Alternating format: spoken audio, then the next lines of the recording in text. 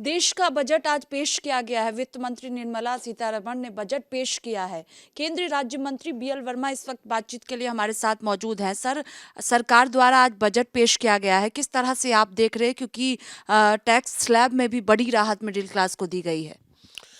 देखिए, आज का बजट आदरणीय प्रधानमंत्री श्री नरेंद्र मोदी जी के नेतृत्व में हमारी आदरणीय वित्त मंत्री जी ने बजट पेश किया है।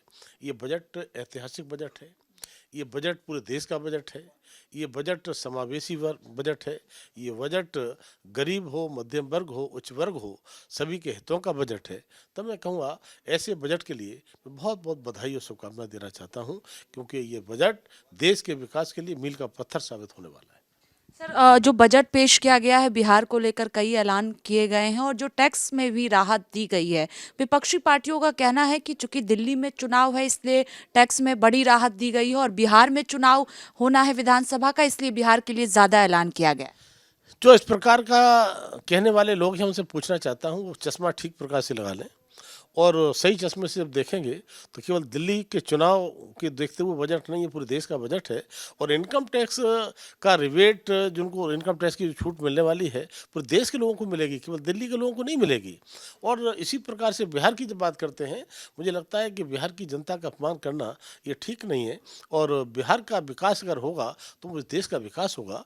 और बिहार पर इस प्रकार की टिप्पणी करना, ये सब बिहार की जनता देख रही है। और जब बिहार में चुनाव हारेंगे तब इनको समझ में आ जाएगा कि बिहार पर हम टिप्पणी क्यों कर रहे थे। आदरणीय प्रधानमंत्री जी ने, माननीय वित्त मंत्री जी ने जिस तरह से इस बजट को बहुत सुंदर सुव्यवस्थित, मैं कहूँगा चाहे कृषि हो, चाहे पर्यटक हो, चाहे एमएसएमई हो, चाहे स्टार्टअप हो, चाहे किसी भी क्षेत्र में हम बात करेंगे तो सभी को कुछ न कुछ देने का काम हुआ है। और ये बजट एक ऐतिहासिक बजट है, समावेशी बजट है। सर, जब बजट पेश किया जा रहा था उस दौरान समाजवादी पार्टी ने विरोध भी किया। अखिलेश यादव का लगातार कहना है कि हमारे लिए कुंभ महत्वपूर्ण है, हिंदुओं की जान गई है, सरकार को जागना चाहिए और सरकार हिंदू विरोधी है, ये अखिलेश यादव कह रहे बजट पेश होने के बाद। एक हमारे यहाँ कहा जाता है कि सूप बोले सो बोले, चलनी बोले जिसमें 72 छेद। मैं कहूँगा कि अखिलेश यादव जी वो हिंदुओं की बात करते हैं। वो सुबह से शाम तक मुस्लिम तुष्टिकरण की राजनीति करने का काम करते करते, महाकुंभ आया भी नहीं था उससे पहले महाकुंभ के बारे में नेगेटिव टिप्पणी करते थे। और ये तलाश करते थे कुछ ऐसा मिले हमको कहने के लिए। और उस समय जब गंगा मैया ने सद्बुद्धि दी तो जाकर संगम में डुबकी लगाने गए। तब मैं अखिलेश यादव जी से कहूँगा कि अगर वो महाकुंभ की बात करते हैं, हिंदुत्व की बात करते हैं, तो जिस तरह से संगम में डुबकी लगाई है और यमुना जी भी वहाँ मिलती हैं, अब वो जिनको यहाँ समर्थन दे रहे हैं केजरीवाल जी के लिए, अब ऐसा करें यमुना जी यहाँ से भी जाती हैं तो केजरीवाल जी के साथ में एक डुबकी लगाएंगे यमुना जी में। मुझे लगता है तब अगर बात करेंगे तो ठीक रहेगा। वो महाकुंभ अच्छा है या फिर यमुना जी केजरीवाल जी के साथ डुबकी लगाएंगे, तब पता चलेगा कि यमुना जी ठीक है। सर, जो हादसा कुंभ में हुआ है उसको लेकर लगातार समाजवादी पार्टी आरोप लगा रही है और सवाल भी पूछ रही है।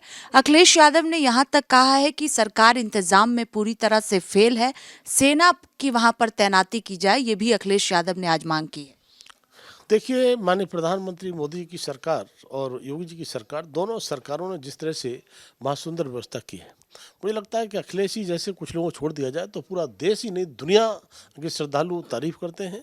और घटना कोई घटित हो जाती है तो वो दुख मुझे लगता है केवल अखिलेश जी को नहीं, अखिलेश जी को तो कम होगा क्योंकि वो तो हमेशा हिंदुत्व विरोधी रहे हैं, लेकिन वो सनातनी, मुझे लगता है कि सबके लिए दुख हुआ है और पूरा देश उस घटना से दुखी हुआ है। लेकिन ऐसी घटना पर भी राजनीति करना, मुझे लगता है इससे ज़्यादा दुखद और बात नहीं हो सकती। बहुत शुक्रिया बातचीत के लिए। कैमरा पर्सन देवेंद्र के साथ स्वाति पाठक, भारत समाचार, दिल्ली।